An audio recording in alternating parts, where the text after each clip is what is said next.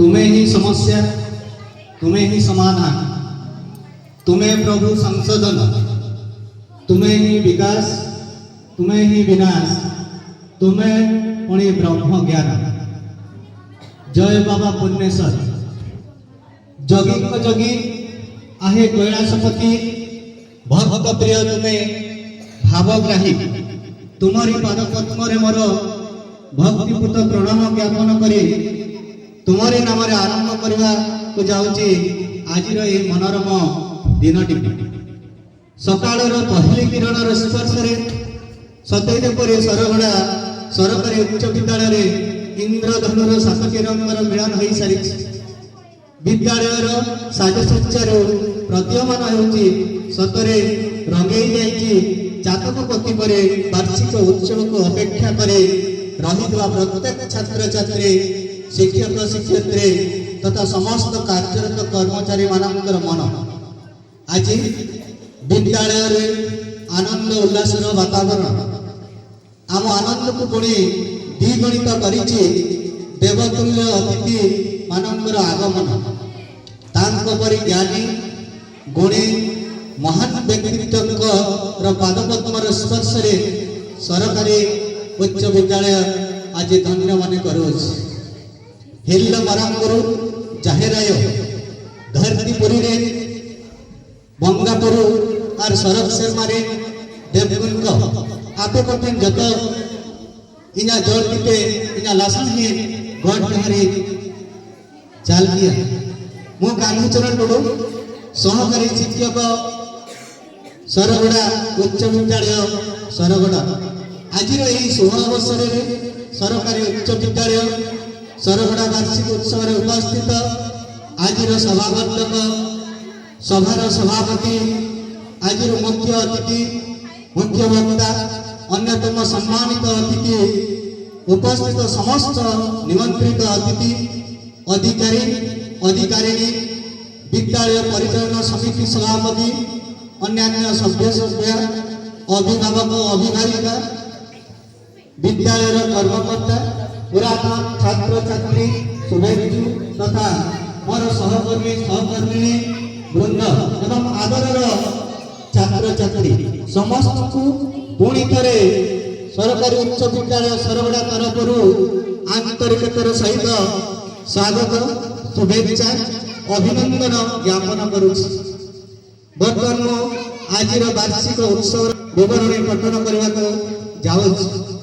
मयूरभंज आज ओडिशा प्रदेश एक मुख्य जिला पूर्वतन गड़जात राज्य को नहीं यही जिला गठित। आयतन दृष्टि कोण देखिले यह ओडिशार सर्वबृहत जिला अटे। गड़जात राज्य थिबा समय यह उत्तर में सड़ईकला और सिंहभूमि और मेदिनीपुर दक्षिण में केन्दुझर नीलगिरी और बालेश्वर एवं पश्चिम में सिंहभूमि और केन्दुझर द्वारा परिवेष्टित थिला। भौगोलिक परिचय दृष्टि यह 3 भाग विभक्त। बारिपदा और कप्तिपदार समतल भूभाग बामनघाटी और पांचपीड़ अंचल मानभूमि और मध्य भाग में अवस्थित शिमलीपाल पर्वत श्रेणी को नहीं मयूरभंज गठित। पूर्वघाट पर्वत मार अंश विशेष शिमलीपाल और तार मेघासिनी नामक गिरिशृंगर मनोरम प्राकृतिक दृश्य दर्शक मनरे कवितार झंकार तोड़ा सहित जिला और तत्संलग्न अंचल जलवायु को नियंत्रित करें। गिरिशृंगर विभिन्न स्थान अनेक क्षुद्र नदी निर्गत हुए वैतरणी बुढ़ाबुढ़ और सुवर्ण रेखार सहित मिशी थांती। पुणी विभिन्न कला संस्कृति परंपरा परिपूर्ण यही जिला 12 मासरे 13 पर्व अति धूमधाम रे पालन करा जाए। सर्वाधिक लोकप्रिय पर्वपर्वाणी गुलिक मध्यरु करम मकर माघ परब बाहा सरहाय आदि। मयूरभंज छऊ नाच पुणी झुमर नाच बाहा बापलारे एनेक सीरीज सहित डांटा लागने नाचर ताले ताले मयूरभंज माटीर अति नियारा परिचय सृष्टि करि पारिछि। एही समयटी समस्त मनरे आनी देखाए आनंद उल्लासर समय खुशी लगे।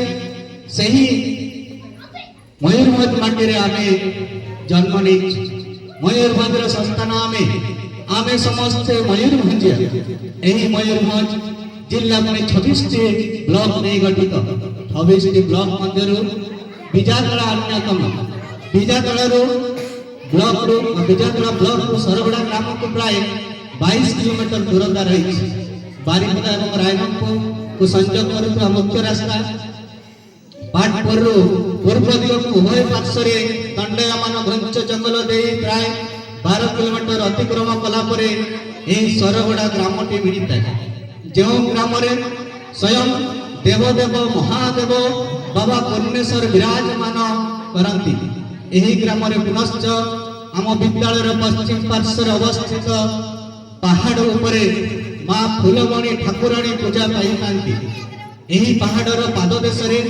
शांत शीतल परिवेश अवस्थित आम यही विद्यालय नाम सरकारी उच्च विद्यालय सरगुड़ा बिजातला ब्लॉक सर्वप्रथम सरकारी उच्च विद्यालय नाम सुख्यात यही विद्यालय आज पालन करने जाऊँचे तार 34तम वार्षिक उत्सव ग्रामवासी अक्लांत परिश्रम फल महत् उद्देश्य 1993 मसीहा अगस्त मास 31 तारीख ओडिशा सरकार तथा से समय मान्यवर शिक्षा मंत्री चैतन्य प्रसाद माझी सानिध्य लाभ कलापर सरगुड़ा ग्राम एक नूतन उन्नीत सरकारी उच्च विद्यालय स्थापन हो पारी विद्यालयटी सरगुड़ा ग्रामर शोभावर्धन करुछि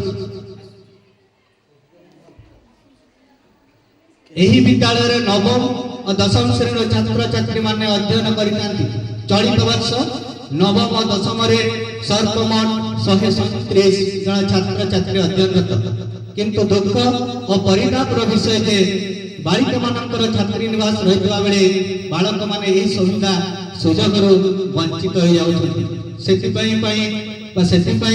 बालक मानकर संख्या नगण्य अटे विगत किछि वर्ष धरी दशम वार्षिक परीक्षा फल आकलन कले जना जाए जे 100% उत्तीर्ण हो विद्यालय सुनाम अर्जन करपरिकी विद्यालयटी बेस्ट स्कूल अवार्ड पाई मनोनीत हो सम्मानित हो सारी किछि वर्ष है एनआरटीएस रे नवम श्रेणी पिलामानकर उत्साहजनक सफलता विद्यालय गर्व गौरव बढ़ाई देछि दशम श्रेणी पिलामानक पई परीक्षार परवर्ती पर्याय मुख्यमंत्री मेधावृत्ति तथा भाषावृत्ति क्षेत्र में सफलता आमको आनंदित तथा उत्साहित करी आमर आनंद को द्विगुणित कर राज्य सरकार द्वारा प्रायोजित जिला स्तरीय शिशु महोत्सव रे ब्लॉक एवं डिस्ट्रिक्ट लेवल रो प्रथम स्थान अधिकार करे स्टेट लेवल पर्यंत चयन हो प्रतियोगितार भाग नहीं आम विद्यालय नवम श्रेणी रे पढ़ुवा सुश्री पुष्पांजलि गिरी एक स्वर्णिम इतिहास सृष्टि करिसेंती सही पुष्पांजलि गिरी पुणी block level eco club exhibition रे प्रथम स्थान अधिकार करे district level eco club exhibition रे अंशग्रहण करे आम विद्यालय सुनाम अर्जन करी छंती शिक्षादान कार्य प्रधान शिक्षक रणजीत महांत सारंग नेतृत्व में सहित 3 जन शिक्षक और 4 जन शिक्षयित्री कार्यरत जड़े किराणी मध्य विद्यालय कार्यरत अच्छा जड़े वाचमैन सहित 3 जन महिला रसैया सेवायत एवं जड़े स्वीपर हेल्पर नियुक्ति होती विद्यालय अनेक असुविधा सत्वे एटारे नियुक्त समस्त कर्मचारी जड़े जड़े साधक भाव निजर कर्तव्य संपादन कर विद्यालय गौरव रक्षा कर एटारे श्रेणी शिक्षादान सहित छात्र छात्री माने किपरि निजे जड़े स्वयं संपूर्ण मानव रूपे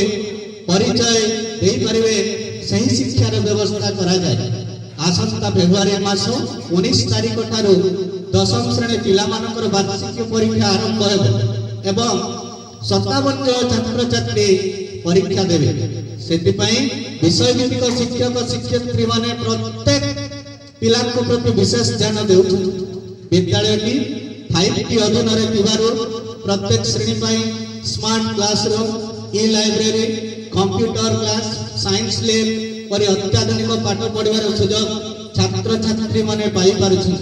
एही परिके पिला माने दैनिक खबर कागज पढ़ार सुजोग मध्य पाई नथि।